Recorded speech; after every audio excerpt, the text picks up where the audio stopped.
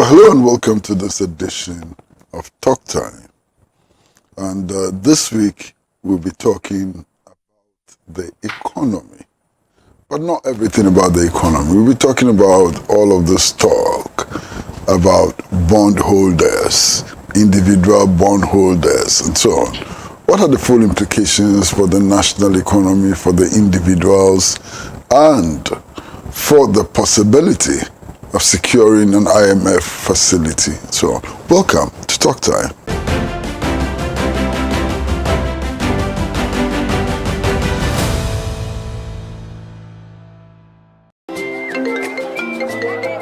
Hello, information. Madam, Me, I have still not got the money for that list of expensive building materials you sent to me. The price of the iron rods have been increased too much, had I?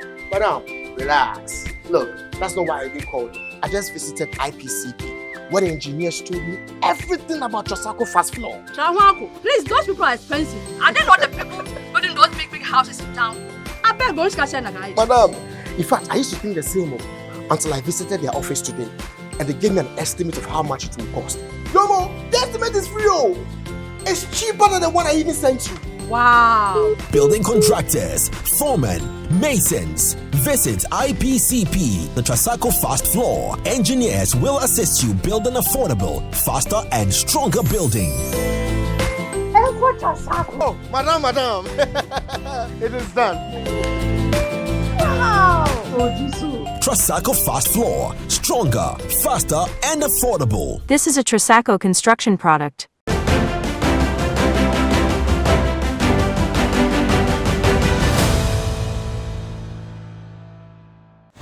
Hello, welcome back to Talk Time. And as I indicated, we are talking bonds this week. Individual bondholders, measures the government is intending to implement. How effective would these measures be? How would they affect the individual bondholders and the general ramifications for the national economy? And we are particularly privileged to have with us in the studio Dr. Bernard Tutu Boahene, who himself is an individual bondholder and is acting also on behalf of other bondholders. So you're welcome to the studio. Thank you, Uncle. Now, first of all, let's get the distinctions right. When we talk about an individual bondholder, what are we talking about? And what is the opposite of that? I mean, why this distinction? Okay. First of all, I would like to thank you for having me on this program and presenting me with a platform to represent my people and other people who fall within the same category as I am. I think that the individual bondholder is that individual person who has purchased government bond as an individual person, with an intention of probably reaping the benefits, from the proceeds from the bond. And we have other bondholders who probably are representing same individuals but have created a pool, bringing a group of individuals together and picking their money for various purposes, and with an agreement that when the time is due, that organization would give them whatever they are due for. And so sometimes they come in, the institution come in as a middleman or middle organizations to represent individuals and government. So they probably pick your money and buy, the bond on your behalf, so that, when government brings in the proceeds, then they will also advance. We have institutions like SNET where contributions are made and they have huge obligations, and so they also put in money in there. So when you look at the various bondholders, there are certain distinctions. Some are for business purposes, and some are for household purposes. So that for now is the distinction that I can give. Now, What are the measures that the government has announced in relation to the bonds? In fact, to the best of my knowledge, I have not seen any clear-cut measure, coming from the ministry or the minister, and for that matter, the government. I think that earlier on, from the president's own promise, individual bondholders were not going to be part of it. He actually defined, the group that were going to be affected and those that would not be affected. And that was reiterated by even the finance minister himself, saying emphatically that individual bondholders were not part. Only to wake up in the early mornings of 24th December 2022 to hear that government is including, individual bondholders, which of course was a breach of promise, and which will not be acceptable by any well-meaning person. Yeah, but what is government including individual bondholders in? Yeah, government is including. You see, the whole policy of this IMF, struggle, and the fact that government needs to declare that the economy could be sustainable in future. Issues of debt sustainability and all that, has actually forced government, to bring, individual bondholders into this whole picture. But you see, what are the specific measures which would affect individual bondholders? In that case, you see, for me, as I stand here, if we are talking about measures from the side of government, all right, government is saying that we are to be included, and that for initially it was the first year, which is 2023, where you will not be given anything, right? They will suspend interest payment. Yes, on your money. Exactly. And then announcement was made, I think, early part of this month, for us to go to the banks to go and then sign, to be part of it, which they refer to as voluntary.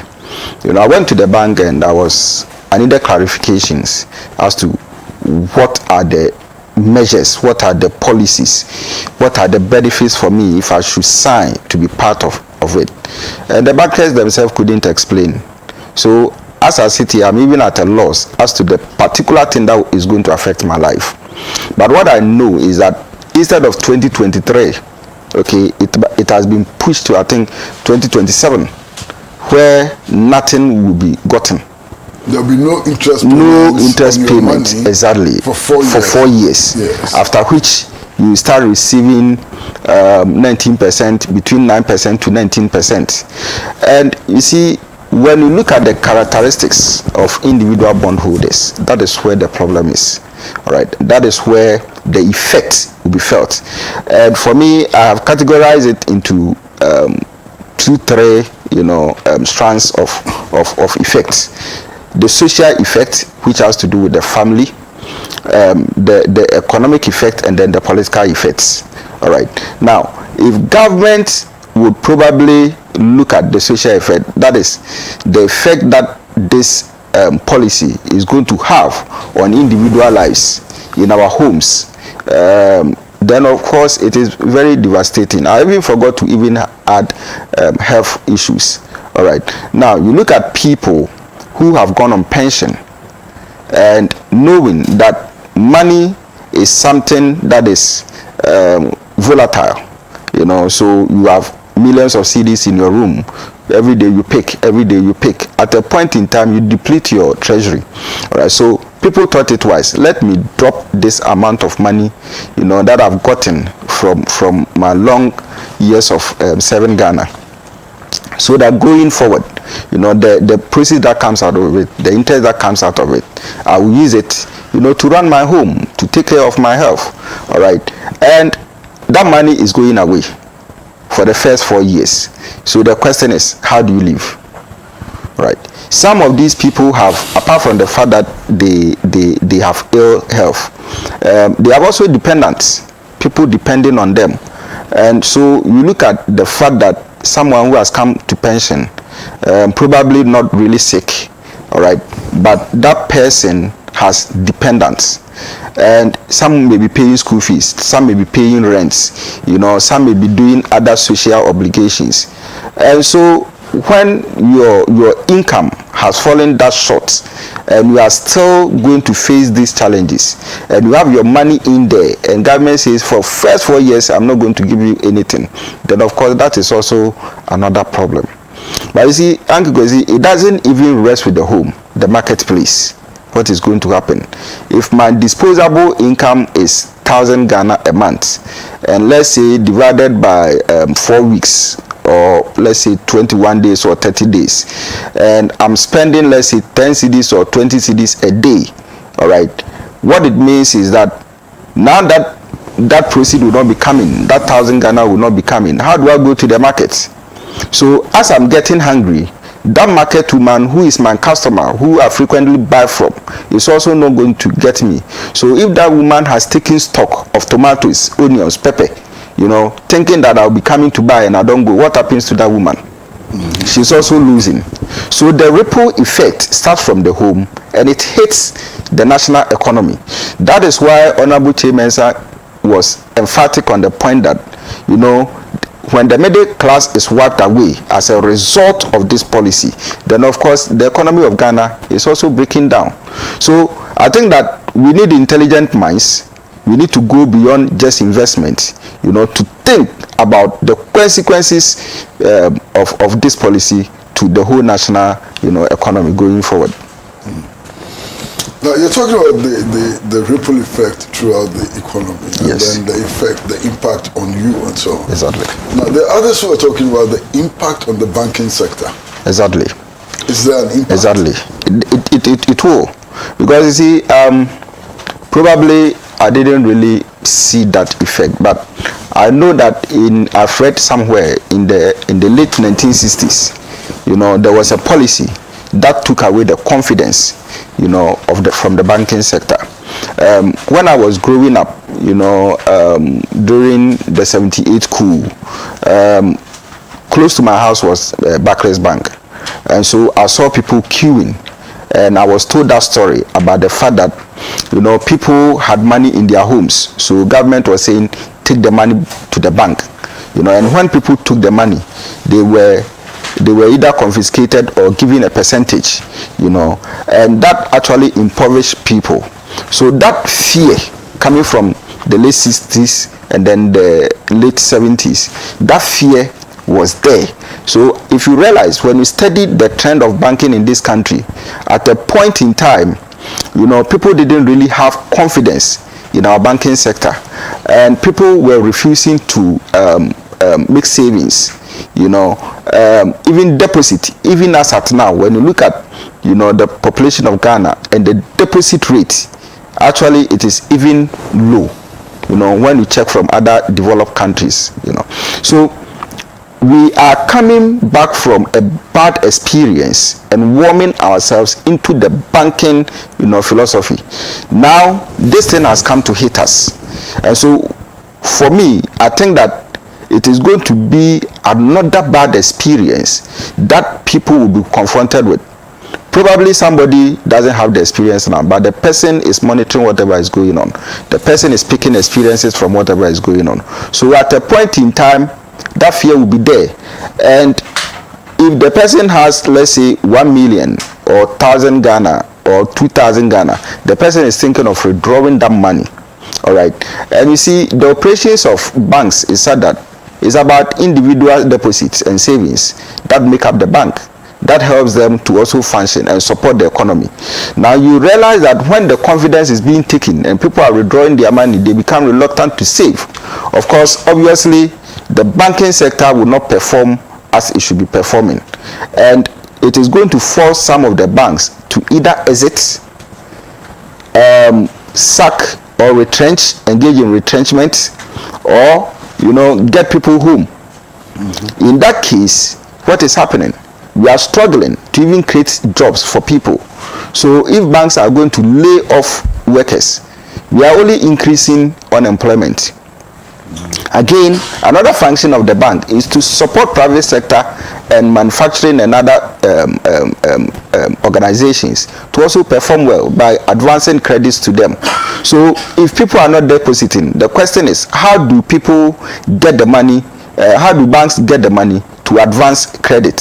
So productivity of the country would also be reduced, and that is a huge problem. It will be a huge problem for this country, and I believe that's why I was talking about issues of the economic issues. All right, I believe that if this country should move forward, we should come clear on this policy, all right, and then see that in the long term it will not be beneficial to the development of this country, and we need a second look at the whole policy. Well, we're going to go for a short break, and viewers, we are in the conversation with Dr. Tutu Boahene, Dr. Tutu Boahene, who is an individual bond holder and who also speaks for other bondholders who have come together. We are talking about the impact of the policy. We are talking about the impact of the policy on banking, on social services, and so on. Now we're going to take a short break, and when we come back, I'd like to find out from Dr. what he expects, or what his group expects the government to do. There are some who have said that government should negotiate. There are some who have said that the policy is so senseless that we should just throw it away, and so on. What do they want government to do? Short break.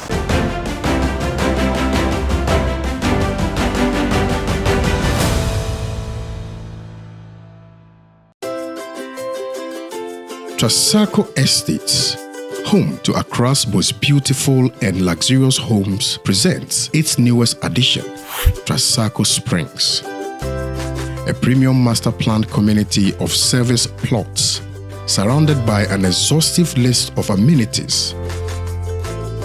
The gated community of Tema to Accra Motorway presents you the finest opportunity to own a land that suits your preferred size, budget, and payment terms. Trasacco Springs is open to you for development. Our on-site sales executives are ready. Call on 055 659 2658.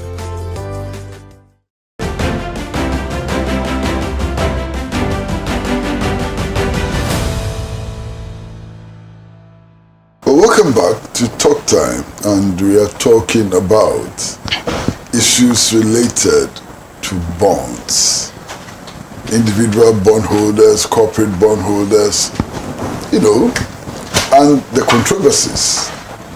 Now, Doc, what is it that you want government to do for you? Yes, I think that what we want government to do, is simple, to exempt us from this whole policy that would actually put us back, on our premeditated, intentions of investing. That probably will not take away our confidence, from government policies and bonds.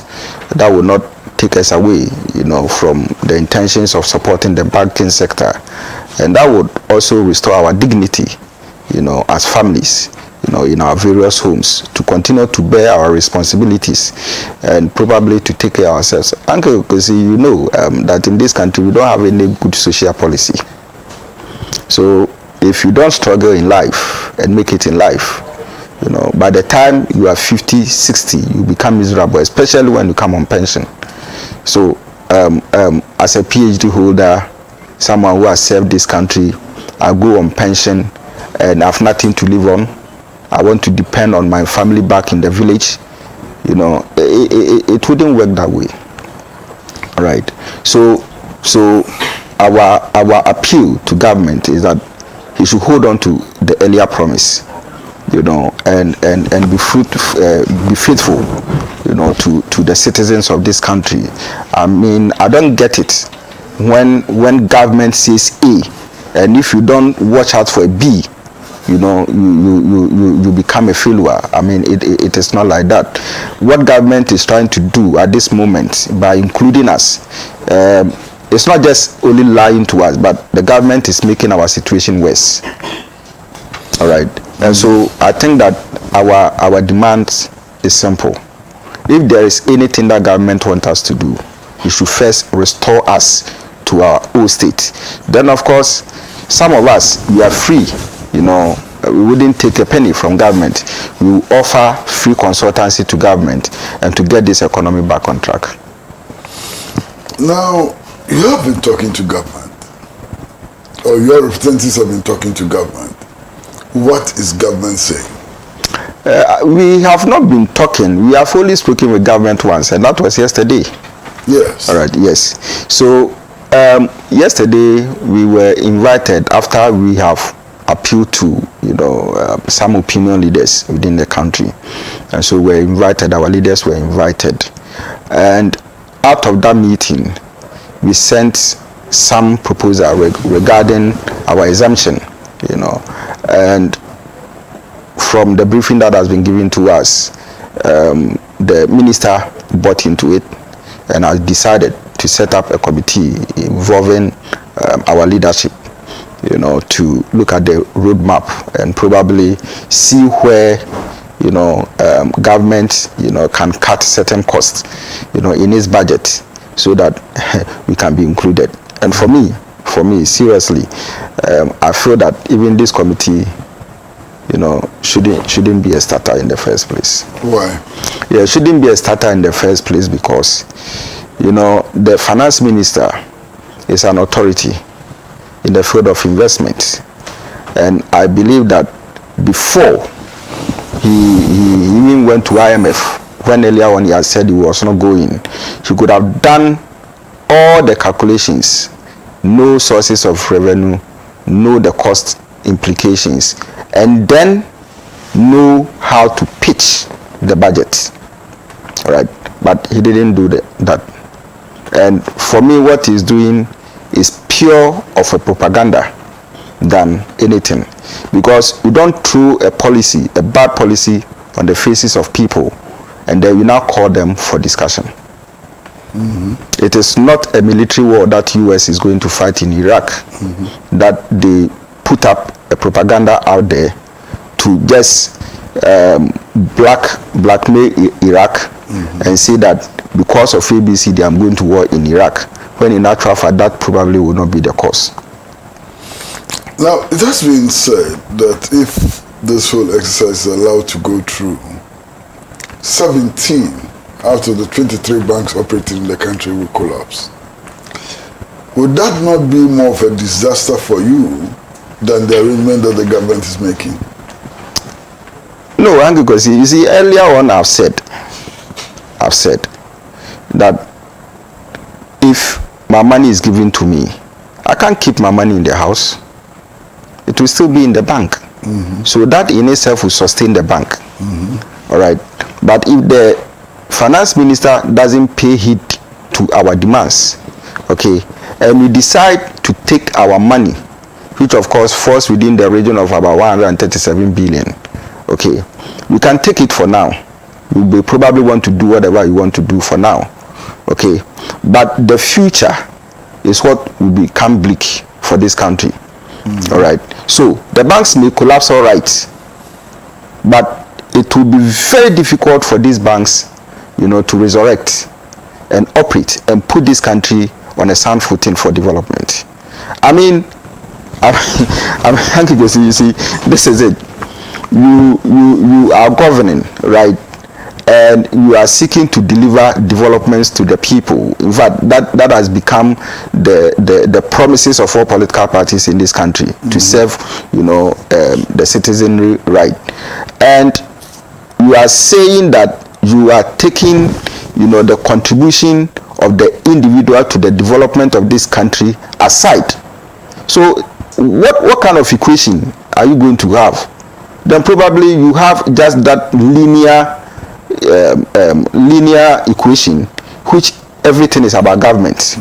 And we know that even as at now, government is struggling.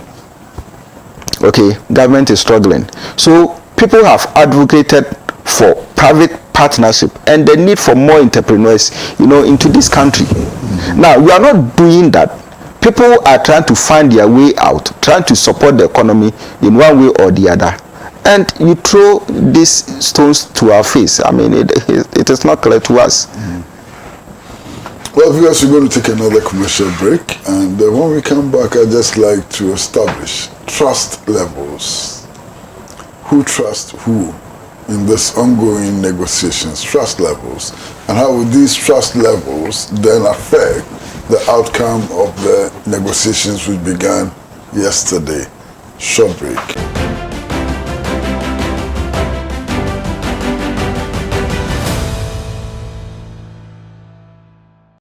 This advertisement has been vetted and approved by FDA. Hello, baby. It's me, Boga I. What feel you now? Hey, where funny? Oh, what about that? Oh my God, what's wrong me? I'm we are fearful for Gako. Brother, we are funny.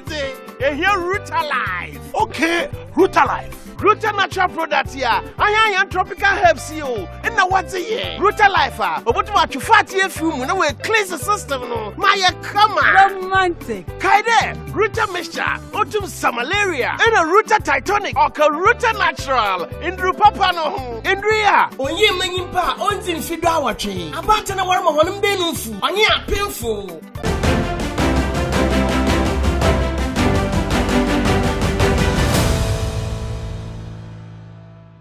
Well, welcome back to Talk Time, and we are talking to Dr. Bernard Tutu Boahene. Yes, sir. And who is an individual bond holder. Now, yesterday, representatives of the individual bond holders met with the Minister of Finance, I suppose at the Ministry of Finance, to try and negotiate, to try and find some solution.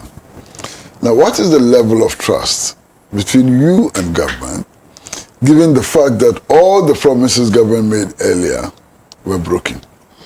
Yes, so Uncle KWESI, that's where I'm coming from. You see, trust in itself is measured based on confidence. It's measured based on honesty. It is measured based on delivery. All right. So you promise and you deliver. So when the president and the finance minister had made a promise to us concerning that the fact that we are not going to IMF, which finally we went, that was a lie in its first place. So trust doesn't come in there. That is a pure issue of mistrust. Then again, individual bond holders are not going to be included. All right, we ended up being included. Trust breached. Another issue of mistrust. Okay, so that's why earlier when I said that we have a government that when the government mentions A and you don't turn to a B, it becomes a mirage. And so this issue of trust, i.e. any member of this platform holding confidence, with regards to what was said yesterday, is something that, we don't really buy into it. Okay. Now, I'm a student and a researcher of political marketing, and I do understand issues of trust and how it affects governments in the long run. And for that long I've been advocating, for the fact that governments that does not hold their citizenry in trust, do not deliver on their promises, would tend to suffer the wrath of the citizens. And that is a fact. All right. That is why these days, I'm not trying to sound political though, but it is some of the consequences that are likely to come out of this whole policy. That is why these days you see, one-time MPs, they come first 4 years, they are off. All right. Yes. And so going forward, I think that until the promise is delivered, until government, decide that we said we are not going to include you, we are not going to include you. That issue of trust, it's not something that we can. But we trust our leadership, believing that they would negotiate well and get us to our original position. Now, government is also saying that, look, we are in a deep hole. The whole economy is crashing. Somebody has to make sacrifices. Why don't you want to make sacrifices? The whole, all of us, the whole of Ghana is in the hole. The Ghanaian economy is in this deep trench. How can we get out of it without sacrifices by the Ghanaian people, which would also include you? Yes, so look at the percentage of the individual bondholder as against the total population. Now, people have also questioned government about the size of government, ministers and stuff, and the huge budget implication it has. People have questioned certain policies which can be suspended, which government is still focusing on. People have even suggested, other means of even engaging multinational companies operating in Ghana, to see how best some of these things can be, dealt with. So it is not just about the individual bondholder. What percentage do we have? Government is looking for 80%. We don't get up to that. I think we are around 11%. All right. So 11% out of that. We are not that significant, to this whole IMF conditionality and stuff. All right. And you see, let me sound a bit Pan-African. This IMF Bretton Woods societies, what good have they offered to Africa? We've been to IMF for about 16, 17 times. If they mean well for us, at least the third time, Ghana's economy should have been sustainable. So for me, I see this whole deal as something that is not really innovative, and it is not something that is also sustainable. It is just a short-term entrance and exit that you go in, you come out. The next 4 or 5 years you are in again, you come out. The next you go in, you come out again.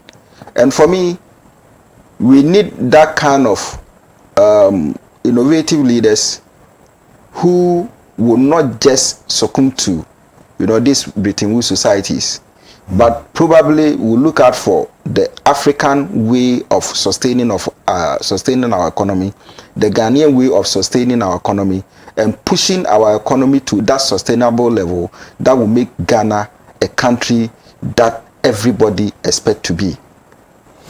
Now, if at the end of the talks, government says that to hell with you, we are not meeting your demands, we simply can't meet your demands, what happens? It becomes a bit difficult fighting with government, but not with this one. Why? Yes, because we have programs and activities that have been lined up. So gradually, as one fails, we push in the other. And we will make sure that we win. You see, governance is not about pride. Governance is about serving people and serving your own people. So you cannot look at your people in the face and say that I will beat you, I will make you vulnerable, and I will still come back to you and govern you. It's untenable. But so, if they did it? Yes, if he does it, that's what I'm saying. There are other things that we will do to let government rescind that decision. Which are some of these other things? There has been a suggestion of a demonstration. But in this case, people have demonstrated many times, they didn't get what they wanted. Yes, so other things will come, and Uncle KWESI, you hear from us. You won't say what the other things may be. No, I don't want, so that, you see, when you, as one person says something, that if you're going to fight and you want to win in a foreign land, take your own judge to the ring. And that is what I believe in. Our strategies should not be deployed now. It shouldn't be known. So you're taking your own referee into the ring, your own judge into the ring. So, who is this judge? Yes, it's about your intelligence. It's about who you think you can appeal to. it's about the arsenals that you put together, right, to go in there. As it is now, we know that apart from there are well-meaning people in Ghana that we can talk to. You know, the courts are there. We can go in there. There are international bodies. We have the high commissioners, you know, all over the country. We have these international bodies that we can also appeal to. So there are a lot of things that we can do. You know, for me, demonstration is good. At least it makes people know what is actually happening. But I think that beyond that, there are other measures that we can also, you know, embark on to ensure that our demands are met. Okay, we're going to take another short commercial break, and when we come back, we'll just be rounding up. We'd like to find out how the organization of individual bondholders is developing. I mean, whose idea was it? How far have you come? And if government should meet your demands, what then happens to the organization? Sure. Short break.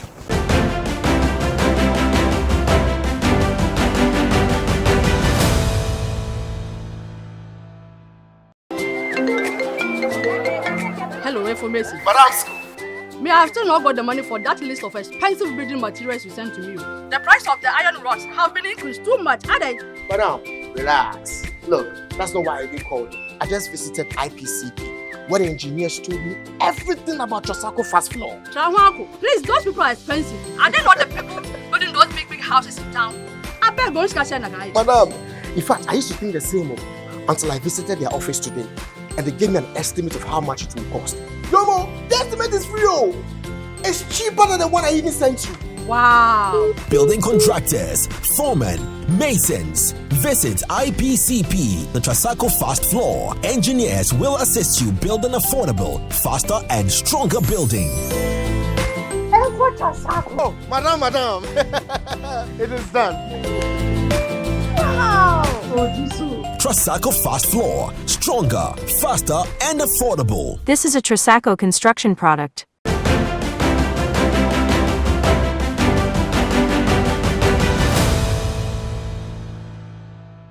Welcome back to Talk Time, and we are in a conversation with Dr. Bernard Tutu Boahene, who is an individual bondholder and is also a member of a newly emerging organization of individual bondholders. Now, what's the name of this organization, sir? Yeah, that is the Individual Bondholders Forum, Ghana. I hear you have a number of conveners. How many conveners do you have? Yes, in my group, I think our leader was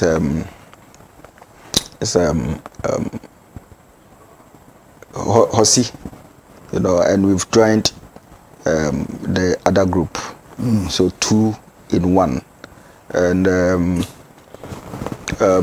I think there's a third one, which is also made up of just pensioners. Yeah, so actually the idea, I was actually going to form one myself. Then I was talking to people, and then somebody referred me to Martin Pebu, and then another person also referred me to Hosi. You know, so I spoke with Martin, and then we spoke, and we decided to come together and then, you know, get this movement moving. So it was when we moved that Hosi and Co also joined us. In fact, they had also started. Then so we merged. How big is this movement? Yeah, I think that for now, on this platform that we have, we are on that is the Martin Pebu group. I think we are around 500, and Hosi's group is also a bit larger. I don't really know the numbers, and then the other one too. But to the best of my knowledge, the 3 groups put together, I think we are hitting about 3,000. I'm told that individual bondholders are about 1.5 million. At the last count, I think we were around 1.3 million. That is the direct individual bondholders, excluding their dependents. If you add the dependents, we are hitting over 6 million. Yeah, but are you able to mobilize all of this 1.3 million? Yes, Do you hope to? We are in the process. And in fact, the daily average is about 50. Of people joining New people this yes. movement? Okay. Yeah. You intend to go to court, don't you? It's one of the options. It's one of the options. That is, if this technical committee doesn't work, or we find any breaches within the technical committee report, then of course it will force us to go to court. And you hope to win? Yes, that's the name of the game. You should have hope. You should have belief that whatever you are doing, your actions, your ideas will win the fight for you. Doc, thank you very much for coming. It's been a pleasure talking to you, and we wish you all the best. Thank you. Now, viewers, we've been talking to Dr. Bernard Tutu Boahene, who is an individual bondholder, but who is also one of the pioneers of the individual association. And they are currently engaged in some talks with government. If it fails, they have many other options, which would include the possibility of a court action.